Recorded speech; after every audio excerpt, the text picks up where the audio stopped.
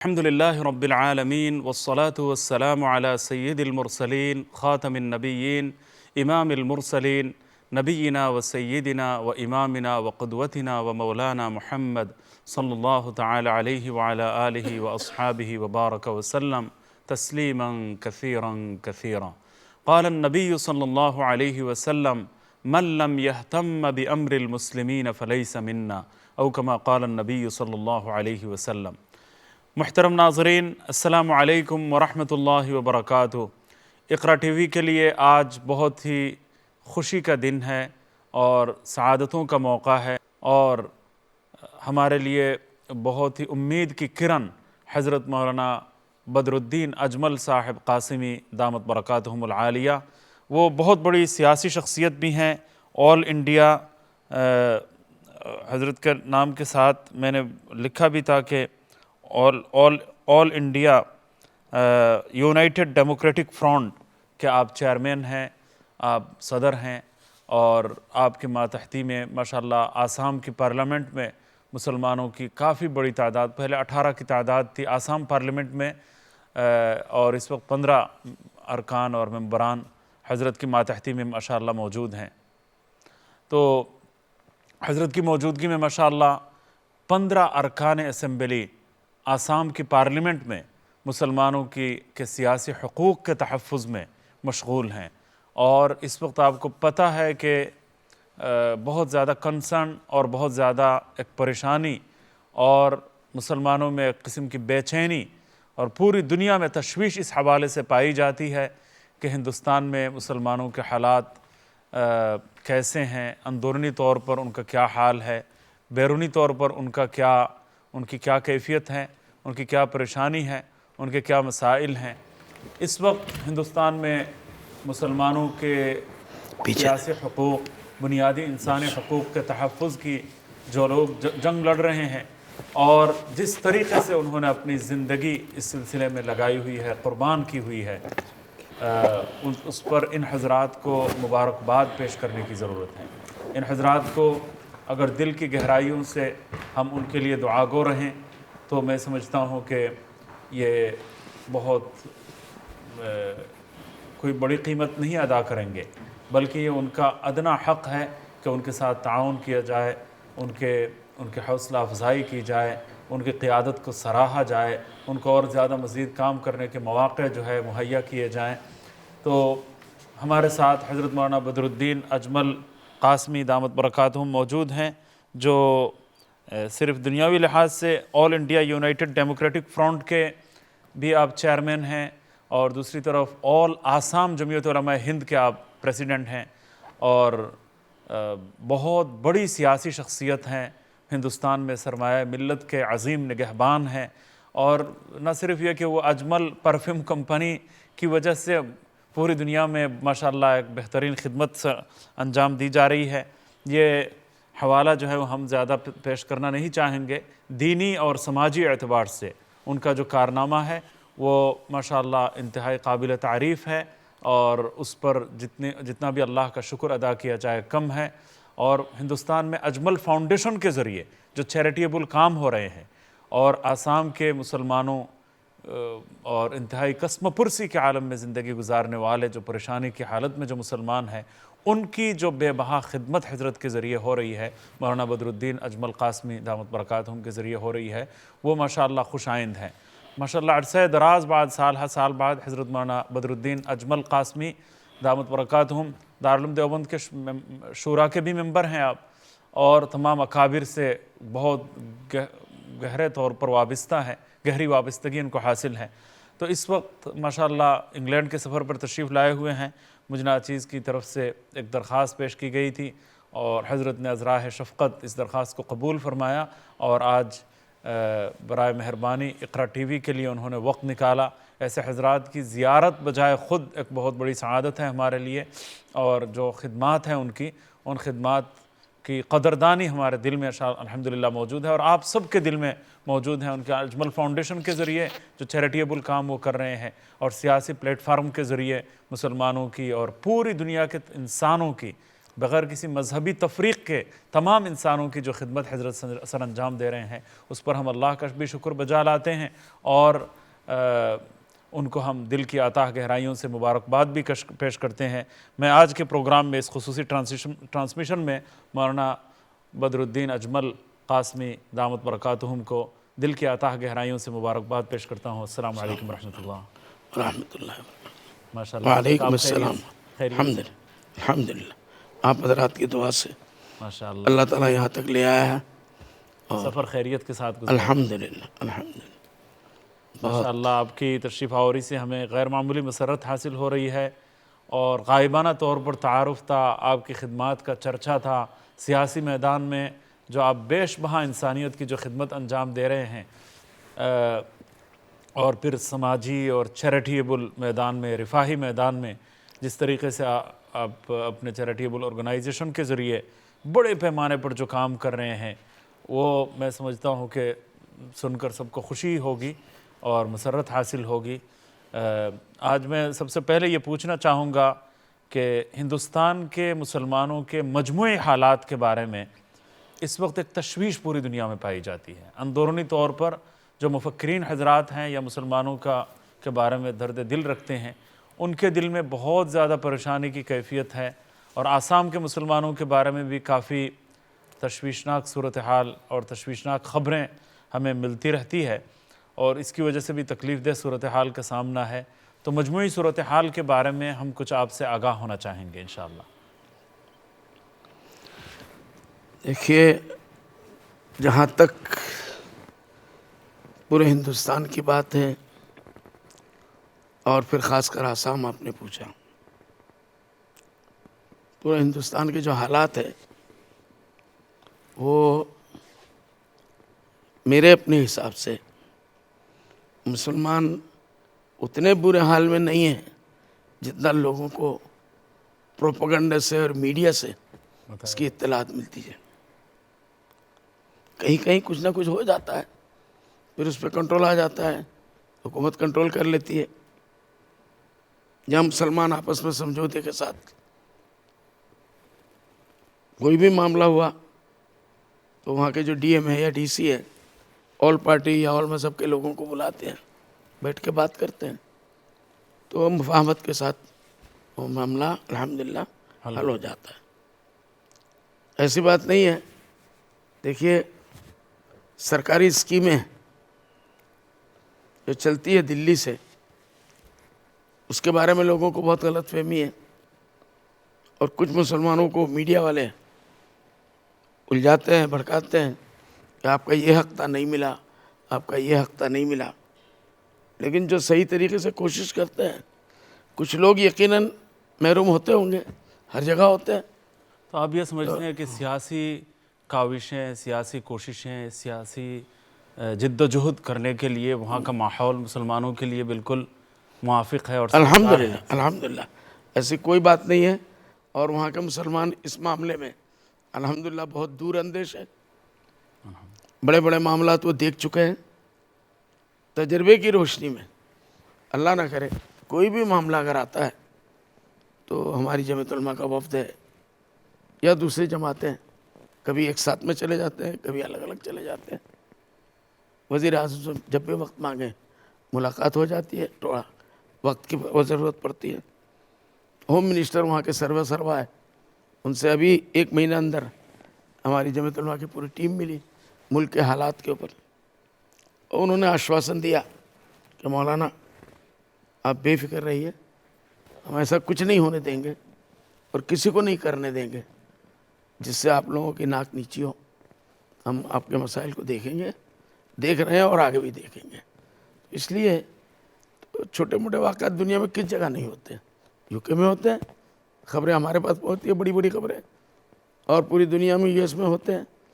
اس لیے ہونا کہیں ایک گھر ہے، اس میں کئی بھائی بہنیں اگر ہوں گی، برتن ہے کچن میں، تو وہ جب دھونے وونے بھی جائیں گے تو کڑکڑ کی آواز تو آتی ہے، جی جی، لیکن وہ اتنا نہیں ہوتا ہے کہ ہر مرتبہ روزانہ پلیٹ کو توڑ کے پھینک دے، ایسا نہیں ہے۔ الحمدللہ آج بھی وہاں کے مسلمانوں کو ایک باوقار مقام حاصل ہے، الحمدللہ۔ اور وہ اپنے کام کو جب کرانے پہ اتر آتے ہیں تو کرا کے لے لیتے الحمدللہ.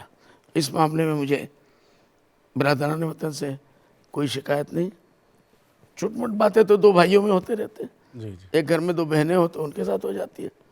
تو اس لیے یہ نیچرل یا کوئی ایسی چیز نہیں ہے کہ جس کی وجہ سے آدمی گھبرا جائے. یعنی پرامن بقائے باہمی کے سلسلے میں آپ کو مستقبل کے حوالے سے کوئی زیادہ تشویش نہیں ہے. وہاں پر پرامن بقائے باہمی کی جو فضا ہے وہ الحمدللہ ابھی بھی سازگار ہیں، اور خود جو دوسرے مذہب سے تعلق رکھنے والے ہیں ان کے ساتھ سیاسی مفاہمت اور اچھے تعلقات اگر روا رکھے جائیں تو امید یہی ہے کہ انشاءاللہ تعالی مسلمان ہندوستان میں اپنا مقام کبھی بھی نہیں کھوئیں گے. اور حضرت مولانا بدر الدین اجمل قاسمی صاحب جیسی شخصیت کی موجودگی میں، جیسی شخصیات کی موجودگی میں ہمیں یہ امید الحمدللہ ابھی تک ہے اور رہے گی کہ مسلمانان ہند کا مستقبل کبھی انشاءاللہ تعالی غبار آلود نہیں ہوگا، اور ان کے مسائل کبھی التوا میں نہیں پڑیں گے، اور ان کی مشکلات دیر تک انشاءاللہ تعالی قائم نہیں رہیں گی. اور امید یہی ہے کہ انشاءاللہ تعالی وہ آگے بڑھنے میں کردار ادا کریں گے. انشاءاللہ. تو کیا آپ یہ سمجھتے ہیں کہ حضرت وہاں جتنی سیاسی کاوشیں مسلمانوں کو کرنی چاہیے تھیں، یا سیاست کے میدان میں، سماجی کاموں کے میدان میں مسلمان کیا قابل اطمینان حد تک آگے ہیں یا پیچھے ہیں؟ دیکھیے یہ ایک بڑی تاریخ میں جانے والی بات ہے. ہمارے لیے سب سے بڑا المیہ ہوا ملک دو ٹکڑا ہو گیا، جی اور کرنے والوں نے اپنے مطلب کے لیے کرا لیا. تو اس کا خمیازہ آج تک ہم لوگوں کو بھگتنا پڑ رہا ہے. جو ملک لے کے چلے گئے وہ تو چلے گئے، اس میں ہمیں کہنا نہیں ہے کچھ. اس میں یہ ہوا کہ جو بارڈر کے قریب ہے، یہ ایک تاریخی حقیقت ہے، تو وہاں اس وقت جو باتیں ہوئی، کبھی لوگ فسادات کے نام سے کہتے ہیں، کسی اور نام سے کہتے ہیں، تو یہ ایک نیچرل بات تھی. جو لوگ وہاں کچھ پڑھے لکھے پہلے مسلمان تھے، اقتدار پہ جو مسلمان تھے، انہوں نے اسی میں عافیت سمجھی کہ وہ نئے والے ملک میں چلے جائیں. جو مسلمانوں کا برین تھا، میں کہوں گا، وہ وہاں چلا گیا. اور ہمارے کچھ علاقے اس زمانے میں جب پارٹیشن کے ٹائم پہ بالکل اجڑ گئے، وہاں بھی ہوا، یہاں بھی ہوا. تو وہ تو حالات ایسے تھے کہ کسی کنٹرول میں نہیں تھے. اس وقت سے ہمارے جو بچے پڑھنے نکلنے میں محروم رہ گئے. جی ایک زمانے تک وہ یہ فیصلہ نہیں کر پائے کہ ہم کیا کریں، یہاں رہیں یا وہاں جائیں. اس کاوش میں تعلیمی میدان میں ہمارے لوگ بہت پیچھے. کافی پیچھے رہ گئے. تو اس تعلیمی میدان میں پیچھے رہنے کی وجہ سے اب گورنمنٹ کا کوئی بھی جاب نکلتا ہے تو وہ تو میرٹ بیسس کے اوپر ہوگا. آپ کا 550 نمبر ہے تو 448 والا تو نہیں جا سکتا، جی جی 548 والا نہیں جا سکتا، جائے گا تو 450 والا ہی جائے گا. تو اس میں ہندو مسلم کا مسئلہ نہیں ہے. ہمارے بچے اتنے پڑھے لکھے نہیں تھے جو اتنے بڑے کمپٹیشن کو جا کے کمپیٹ کر سکے. جی تو لوگوں نے اڑا دیا، بھائیوں نے، یہ مسلمانوں کو دیکھ نہیں پاتے ہیں. کون دیکھ نہیں پاتا ہے بھائی؟ اس سے پہلے جو حکومتیں تھیں وہ آپ کے حساب سے تھی. ٹھیک ہے، ابھی 7 سال سے نئی حکومت ہے، لیکن میرٹ بیسس کے اوپر ہمارا اپنا تجربہ ہے کہ ہمارے بچے، ہم ایک سپر 40 کر کے اجمل فاؤنڈیشن میں ایک ادارہ چلاتے ہیں. اس مرتبہ 600 بچے ہم نے دی نیٹ کے ایگزام میں. آل انڈیا ایگزام ہوتا ہے اور بہت ہی ٹف ایگزام ہوتا ہے. ہم نے 600 بچے دیے اور ہمیں پوری امید ہے رزلٹ 1 مہینے کے بعد آئے گا.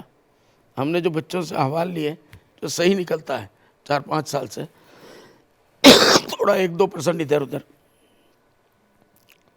600 میں سے آپ بلیو نہیں کریں گے، الحمدللہ 400 سے زیادہ، 400 پلس بچے ہمارے بچے بچیاں انتہائی غریب گھرانے کے، ندی کے پار، جن کا فلڈ اور ایروشن سب برباد کر دیتا ہے. کسی کا باپ جوتا صاف کرنے والا، کسی کا باپ کسی ہوٹل میں چائے بیچنے والا، کسی کا باپ جو ہے وہ مائیں برتن صاف کرنے والی گھروں میں، کیلا بیچنے والا، سبزی بیچنے والا، انڈے بیچنے والا، سڑک پہ بیٹھ کر، ہر جگہ ہے. ایسے لوگوں کے بچوں کو ہم نے اٹھایا اور ہمیں پوری امید ہے 600 میں سے 400 بچے ہمارے میڈیکل میں جائیں گے، اور وہ اس لیے جائیں گے کہ میرٹ بیسس کے اوپر وہاں ہوتا ہے. وہاں یہ اجمل فاؤنڈیشن کے زیر اہتمام یہ کام. جی ہاں، انمول فاؤنڈیشن کے ذریعے سے ماشاءاللہ. گزشتہ 5 سال میں تو اجمل فاؤنڈیشن آپ کے نام کی طرف منسوب ہے یا آپ کے والد صاحب؟ والد صاحب کے نام سے. والد صاحب کی ہم طرف. سارے بھائی اجمل کے نام سے ہی. والد صاحب کا پورا اسم گرامی؟ حاجی اجمل علی. حاجی اجمل علی. جی بالکل سادے سے. اور دادا جان کا کیا نام تھا؟ حاجی عبد المجید صاحب رحمۃ اللہ علیہ. حاجی عبد المجید صاحب رحمۃ اللہ علیہ. تو یہ ہمارے ادارے سے بات پوری کر لوں. جی گئے سال ہم لوگوں نے 400 بچے دیے، جی. اس میں سے 248+ ہمارے بچے میڈیکل میں ہو گئے. اچھا ماشاء اللہ. اور نہیں ہو سکتے تھے اگر یہ تعصب کی ہوا ہوتی. چونکہ میرٹ بیس کے اوپر ہے، کمپیوٹر کے اوپر کوئی وہاں دخل نہیں کر سکتا. بچوں کے پرچے کے ریزلٹ کے حساب سے میرٹ بیسس کے اوپر اس مرتبہ کم سے کم 400 بچے ہمارے جائیں گے. ماشاء اللہ. تو ایک سال میں 400-500 بچہ، اور آئندہ سال ہم لوگ اس کو 600 بچوں کا ٹارگٹ لے رہے ہیں انشاءاللہ. اب سب کی دعا پورے عالم سے رہے گی، ضرور جائیں گے. تو یہ کہنا ہے کہ یہ سب سے ٹفسٹ ایگزام ہوتا ہے میڈیکل کا، انجینئرنگ کا اور دوسری چیزوں کا. اس میں ہمارے بچے جا رہے ہیں. اچھا الحمدللہ. اور ہم لوگ ہمارے ہر بیچ میں 2-4-10 بچے 2-4-10 بچے غیر مسلم بھائیوں کے بھی ہوتے ہیں. وہ بھی آ کے امتحان دیتے ہیں، میرٹ بیسس کے اوپر پاس ہوتے ہیں تو ہم ان کو لے لیتے ہیں. ماشاء اللہ. اور لینے کے بعد پھر وہ سرکاری امتحان میں جاتے ہیں، اور ہمارے بچوں سے وہ زیادہ اچھے نمبر لاتے ہیں. لیکن سب میرٹ بیسس کے اوپر ہے، تو کسی کو کوئی شکایت بھی نہیں ہے الحمدللہ. تو الحمدللہ یہ تو ہمارے لیے امید افزا باتیں ہیں اور مثبت پہلو ہیں. لیکن کچھ یہاں پھر بھی تشویش پائی جاتی ہے، پریشانی لوگوں میں پائی جاتی ہے کہ آسام میں مسلمانوں کے حالات کے بارے میں کافی تشویش ہے. تو اس پر ہمارے ناظرین بہت کچھ شاید جاننا چاہیں گے، اور ان کے ذہن میں یقیناً سوال ہوگا کہ آسام میں اس وقت کیا پریشانیاں ہیں اور کیا مشکلات ہیں. آسام کا مسئلہ یہ تو آج سے نہیں 60-70 سال سے ہے. 1971 میں بنگلہ دیش جب سے بنا، جی تو اس وقت یقیناً کچھ لوگ بارڈر میں جو ہوتے ہیں، کچھ لوگ ادھر گئے کچھ لوگ ادھر گئے. جی. لیکن 1971 کو اس وقت گورنمنٹ آف انڈیا نے، اندرا گاندھی جی اس وقت پرائم منسٹر تھی، پھر راجیو گاندھی آئے، تو وہاں کے جو آسو کہتے ہیں، آل آسام مائنورٹیز کر کے غیر مسلم بچوں کا ان کا ایک فیڈریشن تھا. انہوں نے پورے آسام میں آندولن چلایا کہ یہ سب بنگلہ دیشی آ کے بھر گئے. تو اس وقت IMDT ایکٹ بنا، اور آپ کا NRC کا مسئلہ آیا، نیشنل رجسٹریشن، اس کا سرٹیفکیٹ. نئے نئے قانون جو بنے، ان کی وجہ سے خاص کر کے آسام میں سب سے بڑی مصیبت ہے ہر سال سیلاب آنا. ہر سال کہیں نہ کہیں، اور مسلم مائنورٹیز میں ہیں، اور وہ نشیبی علاقے میں رہتے زیادہ، فلڈ انہی کو زیادہ ملتا ہے اچھا. پہلے سے ہی قدرتی طور پر. یہ تو اللہ کی منظور تھی. ہزاروں لوگ ادھر ادھر سے ایک رات میں 10-10 کلومیٹر. یہ جو ٹھپائی مکہ، غضبناک. ٹھپائی مکہ علاقہ ہے وہ جی مختلف علاقے ہیں، تقریباً سب علاقے میں آتے ہیں، نشیبی علاقے. نشیبی علاقے. تو ہر سال ابھی اس سال اگر 10,000 لوگ بے گھر ہو گئے، راتوں رات 5-10 کلومیٹر ان کا گھر نکل گیا، ٹوٹ گیا، بہہ گیا، تو ناؤ میں بیچارے جو کچھ بچا کے جان نکل سکتے ہیں. کبھی ڈاکومنٹ بھی لے کے نہیں نکل رہا. سیلاب آیا تو اجمل فاؤنڈیشن کی طرف سے کچھ؟ جی الحمدللہ ہم لوگوں نے تو ہر سیلاب میں، یا اللہ نہ کرے کوئی اور بلا مصیبت ہو، اجمل فاؤنڈیشن ایک ادارہ ہے جو اس معاملے میں آگے بڑھ چڑھ کے آتا ہے. مرکز المعارف ہمارا ادارہ ہے، اس معاملے میں بڑھ چڑھ کے آتا ہے اور ان لوگوں کی خدمت کرنے کی کوشش کرتا ہے. لیکن اتنے بڑے معاملے کو جو حکومتی طور پہ ہونا چاہیے تھا، جی اس معاملے میں کبھی ہم لوگوں کو تھوڑی سی مایوسی ہوتی ہے. تو اپنے حساب سے کرنا تو ہے، وہ کر رہے ہیں اور فائٹ کر رہے ہیں الحمدللہ. تو یہ سب سے بڑی مصیبت ہے. میں نے پارلیمنٹ میں کئی مرتبہ، بلکہ پہلے دن کی تقریر میں کہا تھا، آج سے 18-19 سال پہلے، کہ اسپیکر صاحب آسام میں برہم پتر ندی کر کے ہے جو بنگلہ دیش تک میں جاتا ہے اور سیلاب وہاں آتا ہے. ہمارے یہاں سے جیسے ہی پانی گیا تو آپ کے یہاں لاکھوں لوگ بے گھر ہو جاتے ہیں. تو میرا یہی کہنا ہوتا ہے کہ جب تک کہ برہم پتر ندی کو کنٹرول نہیں کیا جائے گا. اس زمانے میں نہرو جی نے ایک پلان دیا تھا برہم پتر ندی کو کنٹرول کرنے کے لیے. جی وہ کسی نے اس کے اوپر انہی کی حکومتیں آتی رہی لیکن کسی سرکار نے اس کے اوپر دھیان نہیں دیا. تو اب یہ ہو گیا ہے کہ سمندر بڑھتے بڑھتے بڑھتے بڑھتے برہم پتر ندی نے وہ ایک سمندر ہو گیا. جی ہر سال جب بڑھ رہا ہے اور اس کو روکنے کی کوئی کوشش نہیں ہو رہی ہے تو بڑھے گا. اور یہ ہوا کہ ریتی جو نیچے کی ہے جی جب پہاڑوں سے ٹوٹ کے ریگستان جو وہاں سوکھے تو وہاں سے ٹوٹ کے جب بالی جس کو کہتے ہیں ریت ریت جس کو وہ آ جاتا ہے ہر سال اسی پھیلاؤ کے پانی کے ساتھ. جب وہ پانی نکل جاتا ہے تو ہر سال معلوم ہوا 2-4 انچ 10 انچ 20 انچ کہیں کہیں زیادہ اتنا بالی چھوڑ گیا. تو فساد تو پہلے فلڈ نے گھر بار توڑ دیا. وہ بے گھر ہو کے بیچارے راتوں رات مجبور ہو گئے الٹے 8 کلومیٹر 10 کلومیٹر کے اوپر جا کے وہ اپنے بال بچوں کو لے کے ناؤ میں رہیں. اب جب وہ ناؤ میں رہنے کے لیے جو لوگ یہ جو گھر ہیں کوئی 40 50 سال سے ہیں ان کے پاس سارے ڈاکومنٹس ہیں لیکن اس وقت جب حساب میں بھاگتے ہیں تو آدمی اپنی جان اور بچوں کی جان کی فکر کرتا ہے.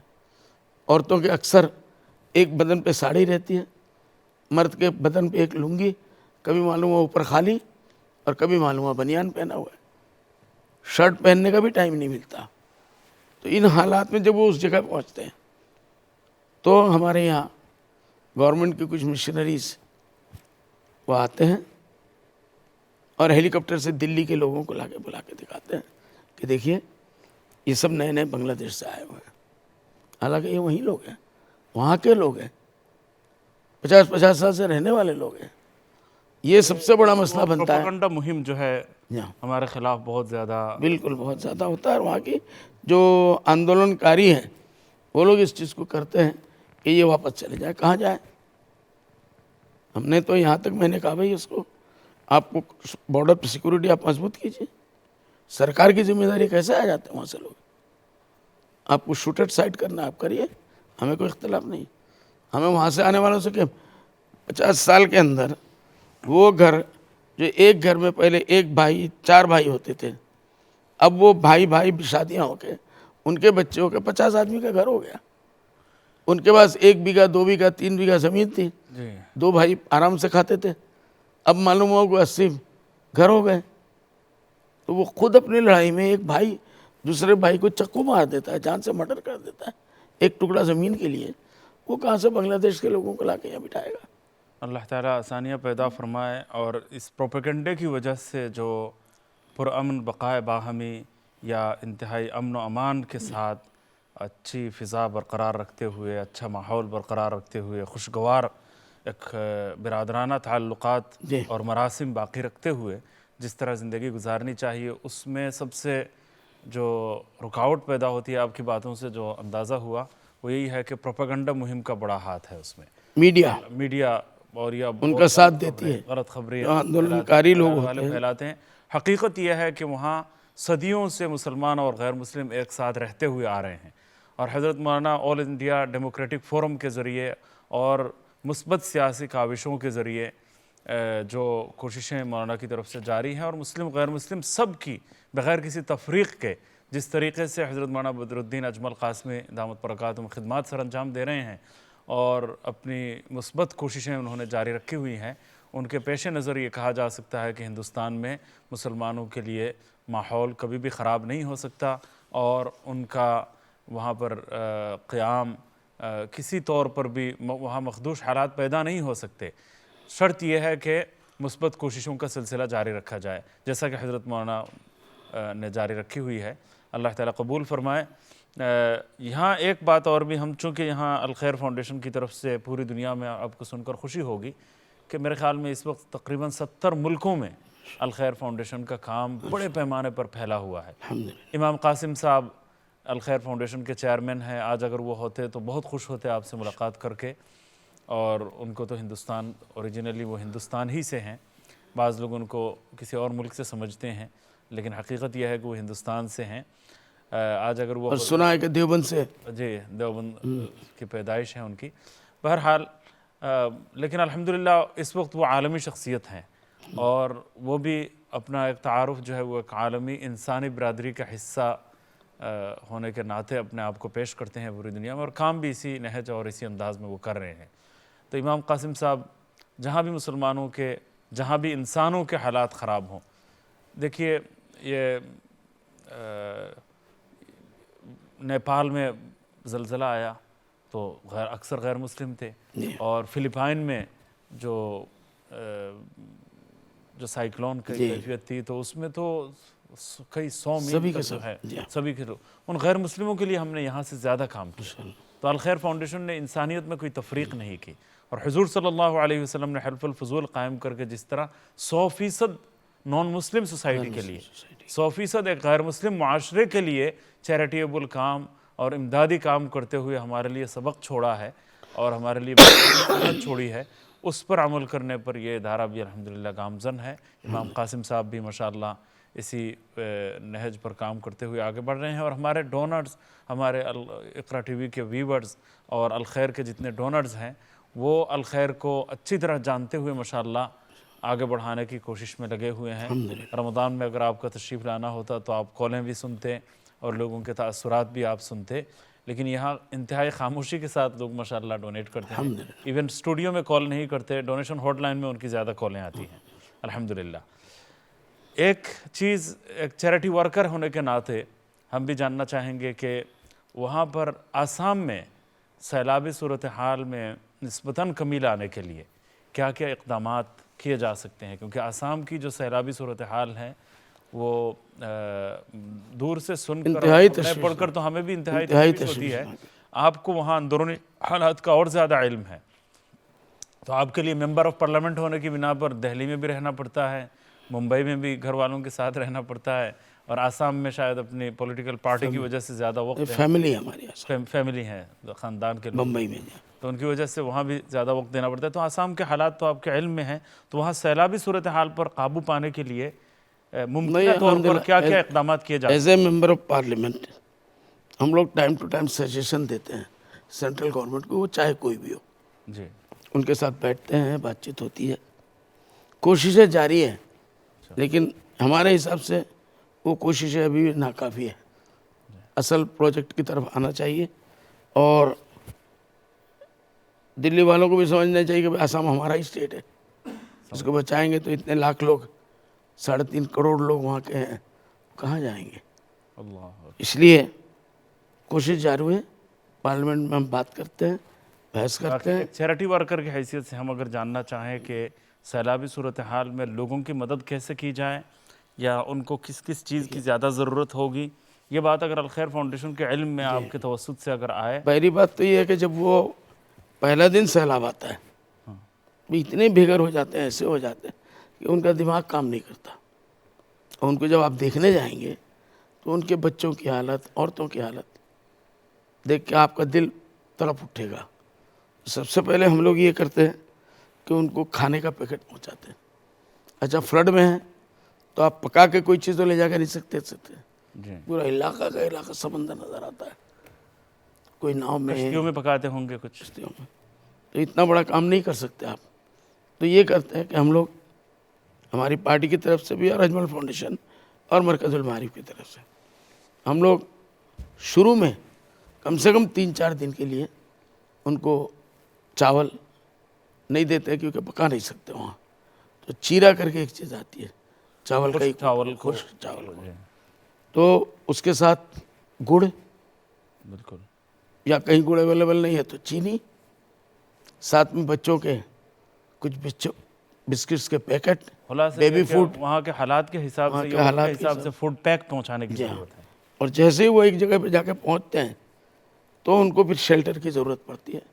تو ترپال ہمارے یہاں آتا ہے, تو ایک دو ترپال کے اوپر ایک پوری فیملی رہ سکتی ہے الحمدللہ. شامیانے کے نیچے. جی ہاں شامیانے کے نیچے تو پورا کیمپ بن جاتا ہے. وہاں اور کیا کیا کام ممکنہ طور پر ہو سکتے ہیں وہ ہم ذرا جانیں گے، لیکن ابھی ایک وقفے کے لیے ہمیں جانا ہے تھوڑی دیر کے لیے.